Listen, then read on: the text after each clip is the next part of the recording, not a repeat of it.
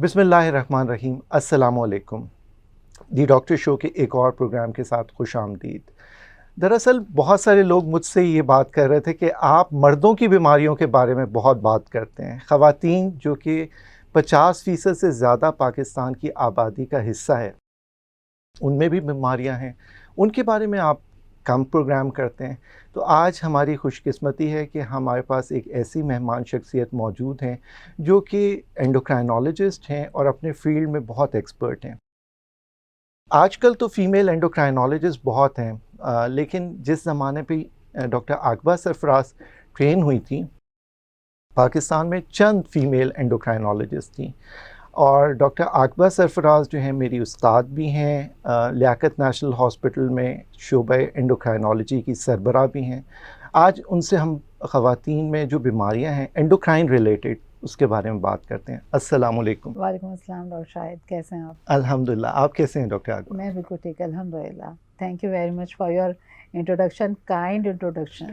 Thank you. बहुत शुक्रिया। Doctor Akba, ख़वातीन के मसाइल एंडोक्राइन के हवाले से, उसमें सबसे ज़्यादा आप क्या देखते हैं अपनी क्लिनिकल प्रैक्टिस में? लेकिन डॉक्टर शाहिद, सबसे पहले तो जो मेन, अगर मैं सिर्फ एंडोक्राइन रिलेटेड और हार्मोनल रिलेटेड बात करूं, तो डायबिटीज़ तो आपको पता है हम सब में कॉमन है, मेल फीमेल जितने भी, चाइल्डहुड ओबेसिटी बहुत आ रही है, ठीक है। तो diabetes is the most common. उसके बाद आप एंडोक्राइन फीमेल्स में अगर बात करते हैं तो थायराइड डिसऑर्डर्स हैं, ठीक है। फिर पॉलीसिस्टिक ओवरी सिंड्रोम है, ओबेसिटी है, ठीक है। ठीक है। तो ये 3-4, इनमें भी अगर मैं मोस्ट कॉमन बात करूं जिसके लिहाज से फीमेल्स आती हैं, या अब आप ये कह लें कि मैरिड फीमेल्स और जो अनमैरिड फीमेल्स हैं, उनमें पॉलीसिस्टिक ओवरीज, ठीक है। ठीक है, प्रेगनेंसी रिलेटेड इश्यूज़, और फिर प्रेगनेंसी के साथ फिर प्रेगनेंसी इंड्यूस अगर शुगर है, डायबिटीज़ है, तो ये मोस्ट कॉमन। तो मोटापा हमारे यहाँ ख़वातीन में कितना कॉमन है? लेकिन जैसे आपने बात की और शायद कि हमारी पॉपुलेशन ग्रेटर देन 50% जो है ना वो फीमेल्स हैं।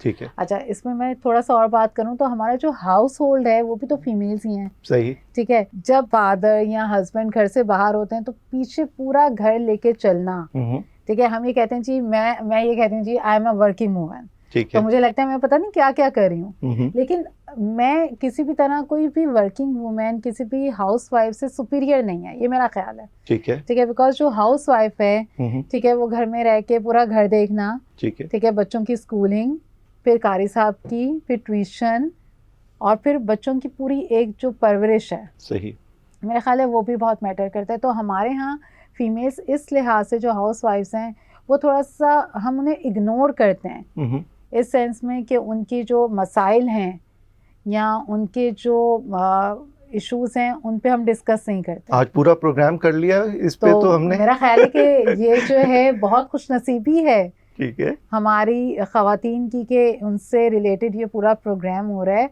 ठीक है। और मैं तो मतलब आप ये कहें कि आई सल्यूट देम कि वो पूरा घर देख रहे होते हैं, और एट द एंड ये कह रहे होते हैं कि कुछ हैं जो कहते हैं कि भाई घर पर होते हैं तो करते क्या है जी। बेसिकली घर तो पूरा देखना इज़ अ जॉब। सही। अच्छा, जहाँ तक बात होती है ओबेसिटी की, जैसे आपने सवाल किया कि फीमेल्स में मोटापा क्यों इतना कॉमन है। अच्छा, मैं बात करूँ तो जैसे हमने कहा ग्रेटर देन 50%, हमारी 20-30% फीमेल्स जो हैं वो ओबेसिटी का शिकार हैं। ऑन द अदर हैंड अगर आप मेल्स पे बात करें तो अप्रॉक्सीमेटली 19% मेल्स मोटापे का शिकार हैं, तो उसमें भी फीमेल का रेशो ज़्यादा है, एट अप्रॉक्सीमेटली 29%। अच्छा, वो ओबेसिटी का शिकार इसलिए हैं, शायद उसमें मोस्ट कॉमन कॉज ये है कि बहुत सारे जो हैं लोग बाहर वॉक की इजाज़त नहीं है, ठीक है, पार्क में जाके वॉक नहीं करना, जो भी रिलेटेड आजकल का माहौल है, बच्चियां घर से बाहर नहीं निकल सकती most of the time walk के पॉइंट ऑफ व्यू से, एक्सरसाइज वर्कआउट अलाउड नहीं है। ऑन द अदर हैंड जहाँ पे घर के इतने काम हो गए तो उनके जहन में थिंकिंग है कि हम घर के सारे काम करते हैं बट स्टिल हमारा वजन बढ़ता जा रहा है, हम तो पूरा वर्कआउट करते हैं। सही। लेकिन जितने भी घर के काम है ना वो एक जगह स्टैटिक होके करने के, ठीक है, ठीक है, आप खाना बना रहे हैं, आप किचन का काम कर रहे हैं, आप वॉशिंग कर रहे हैं, डिश वॉशिंग, तो वो सब एक जगह स्टैटिक पोजीशन में, ठीक, तो वहाँ से वेट रिडक्शन होता नहीं है। तो basically these are the main causes जो हमारी फीमेल्स में ओबेसिटी बहुत कॉमन होती जाती ओबेसिटी को हम डिफ़ाइन कैसे करेंगे? ओबेसिटी होती क्या है? कुछ लोग कहते हैं कि खुश खुराक हैं, कुछ कहते हैं कि सेहतमंद हैं, तो हम ओबेसिटी को, मोटापे को डिफ़ाइन कैसे करेंगे? है। एक और भी आपके बाद में उसमें ऐड कर दूं कि बच्चा माशाल्लाह बहुत गुपलू है, इतना क्यूटू बच्चा है ना। जी, जी। अब वो सारी चीज़ें जो है ना, अब लोगों में अवेयरनेस आ रही है। पहले तो ओबेसिटी को डिफाइन कर देते हैं। ओबेसिटी इज़ बेसिकली मोटापा। हम एशियन पॉपुलेशन की, बिकॉज हम पाकिस्तान में बात करें तो हम एशियन पॉपुलेशन की बात करें। एक चीज़ होती है बॉडी मास इंडेक्स, ठीक ठीक है। है। बॉडी मास इंडेक्स क्या है? मेरे वज़न के लिहाज से मेरी हाइट, यहाँ पे इसको यूँ डिफाइन कर लें, जितनी मेरी हाइट है उस लिहाज से मेरा वज़न कितना होना चाहिए। सही। तो एशियन पॉपुलेशन में जो बॉडी मास इंडेक्स है वो नॉर्मल होता है 19.5 से लेके, आप अप्रॉक्सीमेटली कर लें 19 से लेके 25%। That is your normal BMI, ठीक जो है। आपकी हाइट के लिहाज से आपके वज़न का तनासुब होता है। ठीक है। ग्रेटर देन 25 और in between 25 to 30%, this is overweight. सही।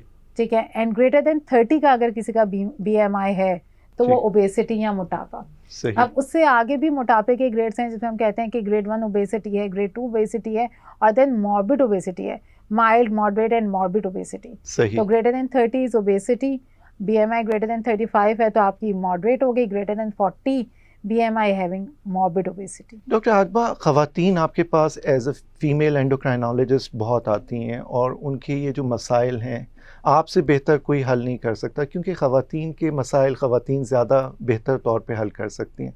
तो क्लिनिक्स में क्या बातें होती हैं? मैंने आपके साथ क्लिनिक्स करवाए हैं, उसमें क्या, क्योंकि वो चाहती हैं कि आपसे घंटों बात करें, लेकिन एक लिमिटेड टाइम होता है, तो ओबेसिटी में क्या वो आपसे मशवरे लेती हैं? लेकिन और शायद एक तो जो यूजुअली मोटापे का शिकार ख़वातीन हैं, they usually present with polycystic ovary syndrome. ठीक है। ठीक है। जहाँ उस पे भी हम बात कर लेंगे। जहाँ पे भी आप ओबेसिटी की बात करें ना, जहाँ पे भी आप मोटापे की बात करें, सही। It is very depressing. ठीक है। आप किसी को कहें कि तुम हमारे यहाँ तो जब हम काउंसलिंग करते हैं तो हमारी काउंसलिंग कैसी होती है कि पेशेंट का मोराल हाई हो, सही। तो ऑब्वियसली दे वांट काउंसलिंग, वो चाहते हैं डिस्कशन हो। ठीक है। कुछ लोग आते हैं 1 महीने बाद आए, डॉक्टर आपका वज़न बिल्कुल नहीं गिरा, तो वो दे गेट डिप्रेस्ड कि वज़न तो गिरा ही नहीं, हमने इतनी मेहनत की। सही। तो इसमें भी पॉजिटिव पॉइंट ये होता है कि वज़न गिरा नहीं है तो कोई बात नहीं, बढ़ा तो नहीं है, तो that is a positive point कि आप सही। पहले जो आप गेन करके आ रहे थे, अब आप एटलीस्ट एक जगह स्टैटिक तो हैं। ठीक है। तो दे वांट उनका मोराल हाई करना होता है। सही। ठीक है। और काउंसलिंग उनकी ऐसी होती हैं। फिर दूसरा मेन इश्यूज़ ये होते हैं कि हमारे यहाँ बहुत सारी चीज़ों में ये ख्याल होता है कि डॉक्टर साहब मैंने डाइट बहुत कंट्रोल किया, मैंने चावल छोड़ दिए, मैंने आलू छोड़ दिए, मैंने रोटी छोड़ दी, स्टिल मेरा वज़न वैसे का वैसा ही है। सही। तो वहाँ पे भी ये बात समझाना ज़रूरी है कि when you do a diet control तो वज़न बढ़ता नहीं है, वो स्टैटिक हो जाता है, हो सकता है थोड़ा सा गिर भी जाए, लेकिन जितना आपका वर्कआउट अच्छा होगा, ठीक है, जितने आपकी कैलोरीज बर्न होंगे, उसी लिहाज से वेट रिडक्शन अच्छा होगा। तो कैलोरीज बर्न करने का सबसे अच्छा तरीका वॉक। ठीक है। ठीक है। और उसमें भी प्लीज़ मैं आपके प्रोग्राम के तवज्जो से अपने नाज़रीन को ये बात बताना चाहूँगी कि जो वर्कआउट है ना, वो घर की वॉक नहीं है। मतलब आप ये कहें कि मैं पूरा दिन घर में जाती हूँ, डॉक्टर साहब, कुछ फीमेल्स आती हैं, डॉक्टर साहब पूरा दिन बच्चों के पीछे भाग रहे हैं, छोटे छोटे बच्चे हैं, पूरा दिन भाग रहे हैं। सही। और स्टिल वज़न कम नहीं हो रहा, तो मेरे पास तो वॉक का टाइम ही नहीं है। हाँ। लेकिन जो घर की वॉक है या जो घर के काम है, वो मेरी रूटीन है। ठीक है। वो मेरे वर्कआउट में शुमार नहीं होता, वो मेरी वॉक में, वो मेरे एक्सरसाइज में शुमार नहीं होता। सही। तो जहाँ पे आप वेट रिडक्शन की बात करते हैं, वहाँ पे आपकी calorie burnings in term of exercise, मैं ये नहीं कहती सब जिम जाए, मैं कहती हूँ किसी भी फॉर्म में आपका वर्कआउट अच्छा हो, जिसमें आपकी बर्निंग हो, उसमें आपकी वॉक है, एक्सरसाइज है, इवन स्विमिंग आ सकती है जो लोग करना चाहते हैं। तो they are different ways of calorie burning. तो ये वो चीज़। और दवाइयों का इसमें कितना रोल है? क्योंकि ख़वातीन कहती हैं कि डॉक्टर साहब ये तो हो नहीं सकता हमसे, क्योंकि टाइम नहीं होता। तो देखिए, medicine, there are some medicines, कुछ मेडिसिन्स हैं जो अवेलेबल हैं, ठीक है, बट अगर मैं ये कहूँ कि सिर्फ मेडिसिन ही काम करेंगी तो शायद उनका रिजल्ट इतना अच्छा नहीं है। सही। अगर आप मेडिसिन के थ्रू वेट रिडक्शन कहते हैं तो शायद वो 2 to 3% होगा। ठीक है। लेकिन अगर उसके साथ अगर आपका वर्कआउट अच्छा है तो आपके रिजल्ट्स अच्छे होते हैं। ठीक है, आपने बताया कि ख़वातीन में डायबिटीज़ भी कॉमन है।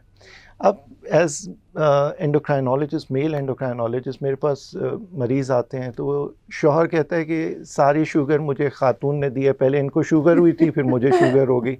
तो एक घर के अंदर आप कंटेजियस। बताएं कि ये हो सकता है कि खातून को शुगर है तो उनके हस्बैंड को शुगर हो, और फैमिली दोनों की डिफरेंट फैमिली बैकग्राउंड्स हैं। डायबिटीज जो है ना वो कंटेजियस तो नहीं है, सही। ठीक है ना, ये बात तो हस्बैंड को समझाने की जरूरत है। सही। हो सकता है आपको वो अदर वे अराउंड कह रहे हो कि टेंशन इतनी थी कि शुगर हो गई। बहरहाल diabetes is not a contagious. ये बहुत ज़रूरी मैसेज है जो कि हाँ, बताना है। मुझे जो है ना किसी से लग नहीं सकती। सही। ठीक है, ठीक है। इनिशियली सबके जहन में ये बात थी कि डॉक्टर साहब फैमिली में शुगर रन करती है, तो हमारी तो फैमिलीज में शुगर है ही नहीं। जी। ठीक है, पहले तो अम्मा अब्बा को होती थी, फैमिली में होती थी तो लोगों को होती थी। सही। लेकिन अब ये कॉन्सेप्ट चेंज हो गया है। ठीक है। अगर किसी की फैमिली में डायबिटीज नहीं भी है, ठीक है, तो तब भी फैमिली के किसी भी मेंबर को कभी भी शुगर हो सकती है। सही। उसके पीछे रीज़न क्या है, अब थोड़ा सा हम डिफ्रेंशिएट कर लेते हैं। जब आप पिछले ज़माने की बात करें ना, तो लोगों की वॉक अच्छी थी, ठीक है, इतने ज़्यादा जो है आपके पास सेडेंट्री लाइफ स्टाइल नहीं था। ठीक है, अब हमारा सेडेंट्री लाइफ स्टाइल है। आप देखें तो मोबाइल ऐप्स, टैबलेट्स, ठीक है, और फिर आपके कंप्यूटर की सिटिंग कितनी है। इवन जो वर्क फ्रॉम होम आप अगर ले लें, अभी हमने कोविड का ज़माना गुजारा है, ठीक है। ठीक है, वर्क फ्रॉम होम में सारी की सारी चीज़ें आपके कंप्यूटर रिलेटेड हुई। सारे बच्चों का स्क्रीन टाइम बढ़ा। इवन हमारा वर्क फ्रॉम होम जब हुआ तो हमारी सिटिंग पोजीशन बढ़ी। तो it everything can cause obesity. और अब आदत हो गई है इसकी। अब आदत हो गई। अब वो ओबेसिटी, शुगर होती क्यों है? शुगर मोटापे से होती है ना। वजन का बढ़ना आपको शुगर के करीब ला सकता है, आपको ज़ियाबतीस के करीब ला सकता है। तो जहाँ मोटापा है वहाँ डायबिटीज़ होने के चांसेस भी हाँ हैं। ठीक है, अच्छा, जहाँ एक फैमिली में आप शुगर की बात करें कि उनको थी और हस्बैंड को होगी, वहाँ पे डाइट भी तो बहुत मैटर करती है। जहाँ पे हमारा डाइट, अच्छा, कॉन्सेप्ट भी ये है कि सिर्फ मीठा बंद करना है, ठीक है, लेकिन ये कॉन्सेप्ट गलत है। सही, कि हमने सिर्फ मीठा बंद करना है। हमने कार्ब्स कम करने हैं। हमने ऑयल का, अगर मैं लेमैन की ज़बान में बात करूँ तो हमने ऑयल कंटेंट कम करने हैं, हमने फ्राइड आइटम्स कम करने हैं, हमने जंक फूड कम करना है, हमने ड्रिंक्स कम करनी है। तो वो डाइट बहुत मैटर करती है जो आपको ग्रेजुअली डायबिटीज़ की तरफ ले जा रही होती है। अच्छा, अब आपने मोटापे की बात की। मेल्स के अंदर मोटापे की वजह से कार्डियोवैस्कुलर डिजीज़ेज़ यानी हार्ट डिजीज़ेज़, एमआई बहुत कॉमन है।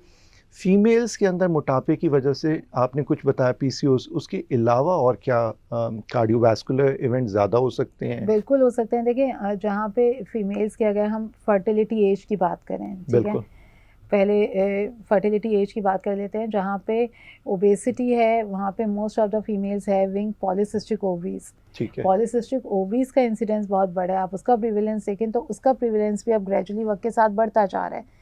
देन पॉलीसिस्टिक मोटापे के लिहाज से one is polycystic ovaries, second आपको ब्लड प्रेशर हो सकता है, शुगर हो सकती है, third is obstructive sleep apnoea, fourth is आपका डिसलिपिडीमिया, कोलेस्ट्रॉल का ऊपर नीचे होना, फैटी एसिड्स बढ़ते हैं जिसकी वजह से जो है वो आपको फैटी लिवर होने के चांसेस होते हैं।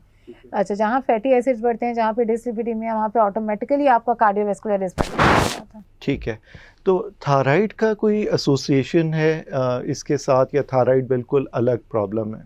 देखिए, थायराइड का ओबेसिटी के साथ रिलेशनशिप है। जितने भी हाइपोथायराइड हैं, मेरे मैसेज को मैं चाहूँगी कि ऑडियंस बहुत क्लियरली सुन लें ना, ताकि उनका जो एक कॉन्सेप्ट है कि डॉक्टर साहब मुझे थायराइड डिसऑर्डर है, मुझे तो हाइपोथायराइडिज्म है, ठीक है, और मेरा तो वज़न थायराइड की वजह से जो है ना बढ़ता जा रहा है, ठीक है। जहाँ पे आपका थायराइड डिसऑर्डर है, जहाँ पे हाइपोथायराइडिज्म है और आपका TSH लेवल कंट्रोल नहीं है, वहाँ पे आपका 1 to 2 और 3 to 4 kg थायराइड की वजह से हो सकता है, ठीक है। लेकिन जब आप अपने TSH लेवल को कंट्रोल कर लेते हैं, जब आप यूथायराइड हो जाते हैं, इवन आप थायरॉक्सिन खा रहे हैं और थायरॉक्सिन के साथ आपके TSH नॉर्मल है, आप यूथायराइड हैं, यानी नॉर्मल है, ठीक है, तब वो आपका एक्चुअल वजन है। सही, ठीक है। तो अगर आप यूथायराइड हैं, यूथायराइड का मतलब ये है कि विद थायरॉक्सिन नॉर्मल, आपका नॉर्मल थायराइड लेवल है और स्टिल आपका वजन ज़्यादा है, तो इसका मतलब ये है कि ये आपका अपना वज़न है, वो थायराइड की वजह से नहीं। और थायराइड और प्रेगनेंसी का क्या रिलेशनशिप है? क्योंकि बहुत सारी ख़वातीन आती हैं विद इनफर्टिलिटी, सब फर्टिलिटी, और उनका थायराइड थोड़ा सा डिरेंज होता है, TSH, तो उसमें जहाँ पे फर्टिलिटी इश्यूज़ है ना, जहाँ पे डिस्पाइट ऑफ सेवरल ट्रीटमेंट आपने सारी कोशिशें कर ली है एंड फीमेल जो है कैन नॉट गेट प्रेग्नेंट, वो प्रेग्नेंट नहीं हो पा रही है, वहाँ पे हम थायराइड को, इवन अगर वो बॉर्डर लाइन पे भी हैं, इवन वो नॉर्मल थायराइड के साथ हैं, बट वहाँ पे हम थायराइड को थोड़ा सा और नीचे लाने की कोशिश करते हैं। वी ट्राई कि उस वक्त उनके TSH लेवल जो है वो 3 से नीचे अराउंड 2.5 से नीचे हों।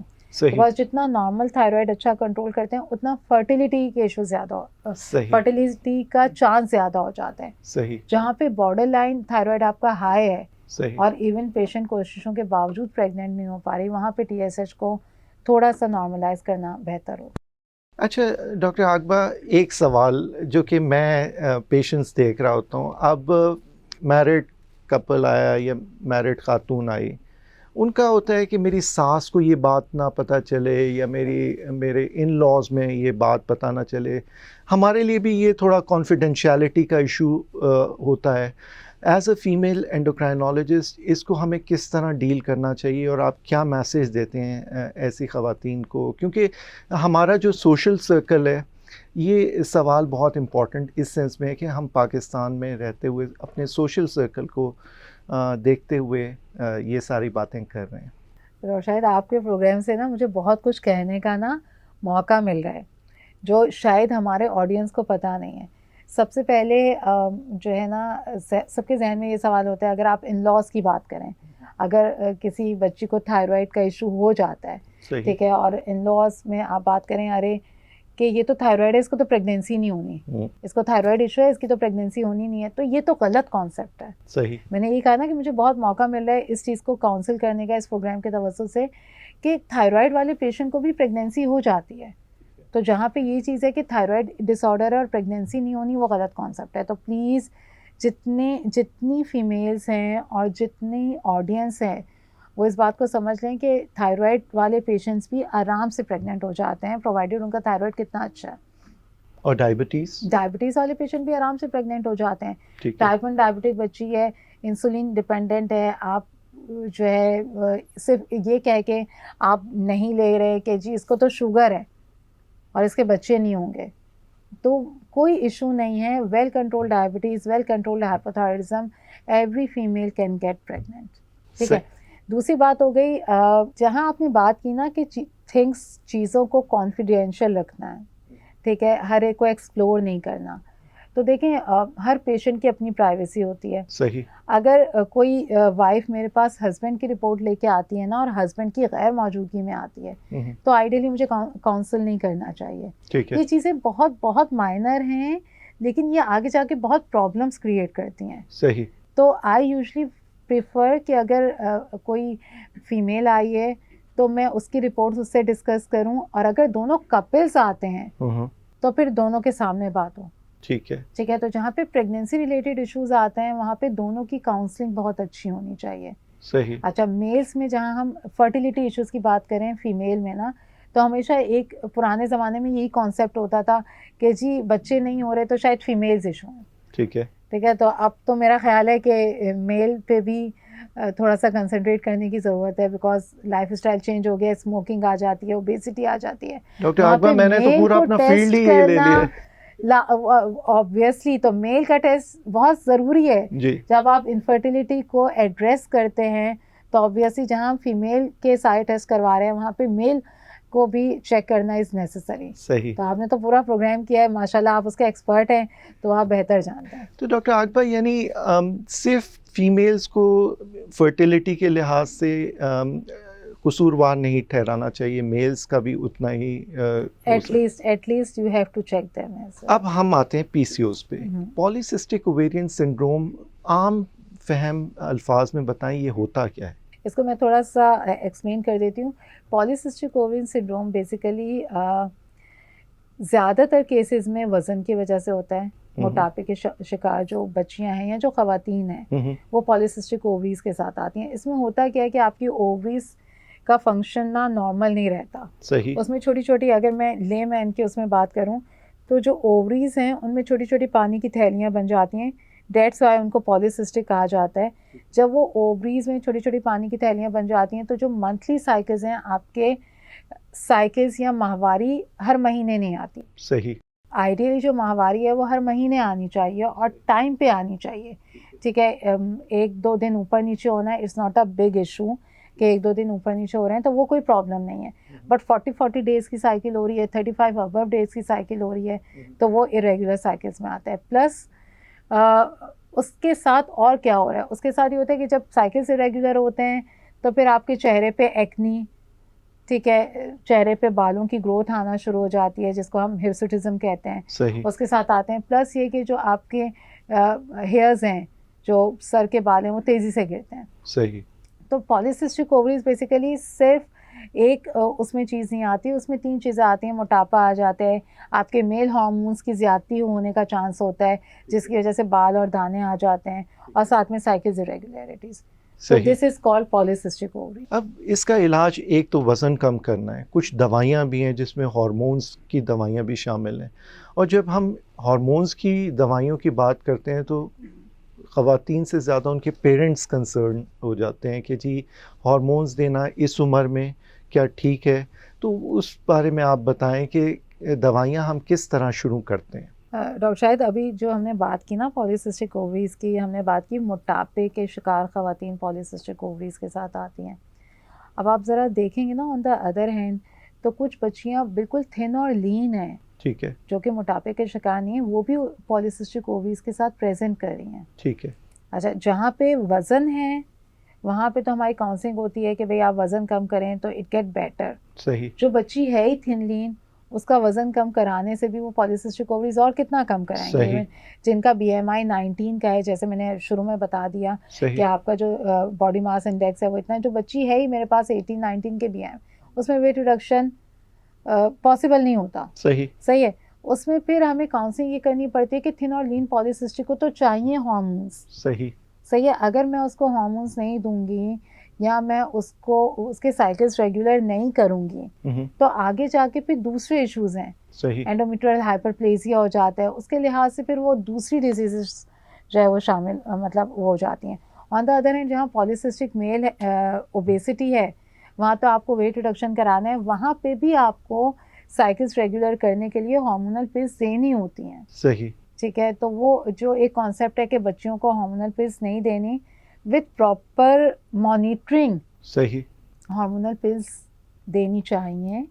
इलाज है, आप अपनी जो है जो भी आपकी ट्रीटिंग फिजिशियन है आप उसके साथ जो है वो डेली मतलब रूटीन में अपना चेकअप ज़रूर कराएं ताकि वो आपको लेके चले और आपकी स्क्रीनिंग प्रॉपर होती रहे। क्योंकि कुछ सवाल मैंने आपसे इसलिए ज़रा सीरियस नोट पे किए क्योंकि दरमियान वाली मेटफॉर्मिन और चीज़ें जो हैं वो तो हम हर मेहमान से पूछ रहे होते हैं, लेकिन स्पेसिफिकली आपसे मैंने ये इसलिए पूछा कि क्लिनिकल प्रैक्टिस में हम बहुत सारे केसेस देखते हैं जिसमें हम हार्मोन्स प्रिस्क्राइब करना चाहते हैं और वहाँ हमें ये इश्यूज आते हैं।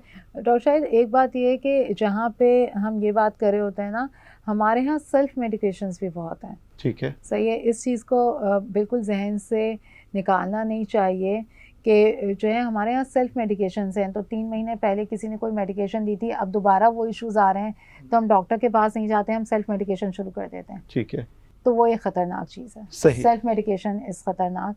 पॉलीसिस्टिक ओवरीज के ट्रीटमेंट में ऑब्वियसली वज़न के साथ जो है आपके पास मेटफॉर्मिन की चॉइस होती है। Weight reduction is a basic thing. अच्छा, लोगों के जहन में ये है कि मेटफॉर्मिन से वज़न कम होता है, गलत कॉन्सेप्ट है। ठीक है, मेटफॉर्मिन के साथ जब आप डाइट, वॉक, रनिंग मतलब आपका वर्कआउट अच्छा होगा तो ऑब्वियसली वेट रिडक्शन होगा। सही। तो मैं मेटफॉर्मिन खा के अगर मैं एक जगह पे स्टैटिक पोजीशन में या तो खड़े होकर काम कर रही हूँ, बैठ के काम कर रही हूँ, मेरे जहन में ये है कि मैं मेटफॉर्मिन खा रही हूँ और मेरा वज़न कम हो जाएगा, ऐसा नहीं है। अच्छा डॉक्टर आकबा, अब एक सवाल ये है कि PCOS नहीं है लेकिन हिर्सुटिज्म है, यानी हेयर ग्रोथ बॉडी पे बहुत ज़्यादा हो रही है और उसकी कोई वजह नहीं हमें डायग्नोस हुई, हमने कुशिंग्स भी रूल आउट कर लिए, बाकी बीमारियां भी रूल आउट कर ली। ऐसे केसेस भी हम देखते हैं जिसमें फीमेल्स हिर्सुटिज्म के साथ आती हैं, उसका क्या इलाज है फिर? क्योंकि ये बड़ा कंसर्निंग है फीमेल के लिए कि चेहरे पे बाल होना और बिल्कुल फिर डॉक्टर शाहिद, जहाँ पे देखें जहाँ पे हिस्टोरिज्म का ताल्लुक है ना, तो वहाँ पे फीमेल्स बहुत डिप्रेस्ड होती हैं कि बाल हैं हर हफ्ते जो है रिमूव कराने होते हैं, सब चीज़ें हैं। दे आर डिफरेंट वेज जो जिस तरह से वो उस पर काम कर रही होती हैं। सिर्फ पॉलीसिस्टिक ओवरीज नहीं है जो हिस्टोरिज्म लाती है, इसके अलावा और बहुत हार्मोनल इश्यूज होते हैं। ठीक है, अच्छा कभी कभी जो मेन बात है जो भूलनी नहीं चाहिए, हिस्टोरिज्म जो है ना फैमिली से चला आ रहा होता है। दादी में था, नानी में था, अम्मी में है, खाला में है, तो बच्ची में भी होगा। सही है। एक तो वो हो गया जो इडियोपैथिक हिस्टोरिज्म है, जिसका हम सारे हार्मोन्स के टेस्ट करा लेते हैं, कोई इलाज नहीं, कोई हमें वजह नहीं समझ में आती, तो डेट इज इडियोपैथिक, जो हो सकते हैं फैमिली रिलेटेड हो। ठीक है। अच्छा, उसके बाद जो दूसरे एंडोक्राइन डिसऑर्डर्स हैं, उसमें बहुत सारी दूसरी बीमारियां हैं। ठीक है, जैसे जिसमें कंजेनाइटल एड्रिनल हाइपरप्लेजिया है, सेवरल दूसरे ट्यूमर्स होते हैं या दूसरे इश्यूज होते हैं जिसकी वजह से आपका मर्दाना हार्मोन ज़्यादा बन रहा होता है। ठीक है। ठीक है, तो उसकी वजह से हेयर ग्रोथ होती है। जहाँ पे हिस्टोरिज्म है वहाँ पे प्राइमरीली तो आपने डिजीज़ को ट्रीट करना है। सही। ठीक है, पहले तो आप उसकी वजह ट्रीट करें। ठीक है। जब वजह ट्रीट करेंगे तो ऑब्वियसली जो बालों की ग्रोथ है वो कम हो जाएगी। ठीक है, जब वजह ट्रीट करने के बावजूद भी जब हम हार्मोन्स कंट्रोल कर लेते हैं, वजह को कर लेते हैं, तो जो एक्सेसिव ग्रोथ हो गई है उसके निजात के लिए फिर हम कहते हैं कि हाँ ठीक है, to some extent laser therapy करा के देख लें या जो दूसरे मेथड्स हैं वो करके देख लें। डॉक्टर अकबर बहुत बहुत शुक्रिया। अब जाते जाते नाजरीन के लिए कोई मैसेज इस प्रोग्राम के तवज्जुद से? और शायद मैसेज बहुत लंबा हो जाएगा आपके प्रोग्राम के तवज्जुद से। देखिए, जहाँ पे हमारी मेजर पॉपुलेशन फीमेल्स की है, वहाँ पे फीमेल्स नीड सपोर्ट। मैं ये इसलिए नहीं कह रही कि आई एम अ फीमेल, ठीक है, बेसिकली जो घर में वाइफ्स हैं, मदर हैं, वाइफ्स हैं, बच्चियाँ हैं, बेटियाँ हैं, ठीक है, दे ऑल नीड सपोर्ट। हमारे यहाँ कॉन्सेप्ट थोड़े से, मैं बिल्कुल एग्री करती हूँ कि आजकल का बिल्कुल एनवायरनमेंट ऐसा नहीं है कि हम बच्चों को बाहर निकालें या हम अपनी फीमेल्स को बाहर भेजें वॉक के लिए। लेकिन जहाँ पे आप मुख्तलिफ़ बीमारियों से बचना चाह रहे हैं, जब हम ओबेसिटी की बात करते हैं, जब हम मोटापे की बात करते हैं, तो ultimately sugar, blood pressure, cholesterol, polycystic ovaries और फिर इनफर्टिलिटी रिलेटेड इश्यूज, ये सब हमें देखने पड़ते हैं। तो कहीं पे लाइफ स्टाइल मॉडिफिकेशन आपने अपनी फैमिली की तरफ लानी है। बच्चों को कोशिश ये करें कि सेडेंट्री लाइफ स्टाइल से हटा के उनको वर्कआउट पे लेकर आएँ, बच्चों को खुद बाहर ले जाएं, खेलने की इजाज़त दें, रनिंग करें। ठीक है, एक ज़माने में वो हमारे बच्चे क्रिकेट खेलते थे, आप देखें सहरी से शुरू होते थे और वो सुबह 10 बजे तक उनका क्रिकेट चल रहा होता था। बेस्ट एक्सरसाइज है। जंक फूड अवॉइड करें ताकि ओबेसिटी, घर के इवन खानों में मेरी बहुत गुजारिश है उन फीमेल से जो बहुत ऑयली अपने घर में खाना बनाती हैं, फुल फ्राइड आइटम्स हैं, वो सारी चीज़ें बाहर से नहीं आती, लेकिन घर में भी तो हम इतना अच्छा कुक कर रहे हैं, तो उसमें अपना ऑयली कंटेंट कम करें और बच्चों को और ख़ुद भी जो है हेल्दी लाइफ स्टाइल वर्कआउट की तरफ आएँ ताकि कॉम्प्लिकेशन से बचें। Because once the disease is there, वहाँ पे फिर उसकी ट्रीटमेंट कॉस्ट, वो तो एक लंबी स्टोरी है। तो I think prevention is better than cure. Thank you very much. Thank you doctor Akba, बहुत बहुत शुक्रिया आपका। नाजरीन, आज डॉक्टर आकबा ने जैसे बताया कि मोटापा फीमेल्स में बढ़ता जा रहा है, हम स्पेशली पाकिस्तान की पॉपुलेशन में ख़वातीन के अंदर polycystic ovarian syndrome, thyroid disorders, diabetes, इसका इंसिडेंस बहुत ज़्यादा होता जा रहा है। सिर्फ कहना ये है कि ये प्रिवेंटेबल डिज़ीज़ है, मोटापे से बचा जाए, वॉक, डाइट और एक्सरसाइज को अपनी ज़िंदगी का हिस्सा बनाया जाए। बहुत बहुत शुक्रिया।